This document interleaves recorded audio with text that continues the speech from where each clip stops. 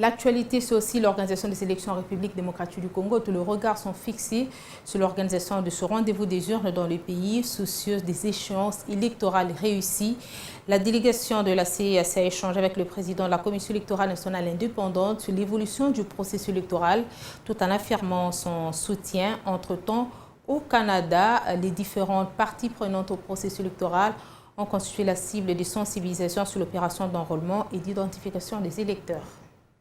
L'état des lieux des préparatifs des élections en République démocratique du Congo, ce sujet a alimenté les échanges entre le président de la Commission électorale nationale indépendante et la délégation de la mission d'information et d'évaluation préélectorale de la Communauté économique des États d'Afrique centrale. Une rencontre importante et bénéfique pour la Commission électorale nationale indépendante en voie de bénéficier de l'appui et de l'accompagnement de la CAC durant ce processus électoral.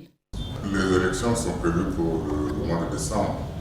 Donc, dès que le mois de décembre va approcher, nous allons reprendre la tâche encore avec la commission pour voir quelle est la bonne date pour être sur le terrain ici, avec un nombre suffisant d'observateurs pour couvrir l'événement. Ce sera à court terme, parce que nous n'avons pas la possibilité de faire un déploiement à long terme. Ce serait vraiment l'idéal. Mais dans l'immédiat, nous ne faisons que du court terme. Au Canada, les différentes parties prenantes au processus électoral en RDC étaient conviées à un cadre de concertation animé par le rapporteur adjoint de la CENI à l'ambassade de la RDC. L'opération que nous faisons ici, c'est une opération pilote. Parce que lorsqu'on avait conçu la loi, on avait conçu la loi sur base des réalités de l'époque, parce que c'est une mesure qui existe alors depuis longtemps. Mais nous commençons cette opération pilote pour permettre à celle que l'on puisse corriger tous les paramètres. Notamment tout ce que nous observons.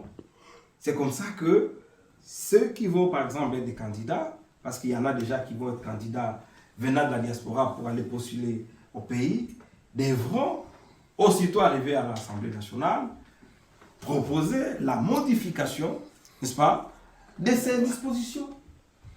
On ne veut pas que cela soit fait par des gens qui sont au pays et qui imaginent la diaspora. Un cadre d'échange et surtout de sensibilisation sur l'opération d'identification et enrôlement des électeurs, de rencontres tributaires de l'appropriation du processus électoral.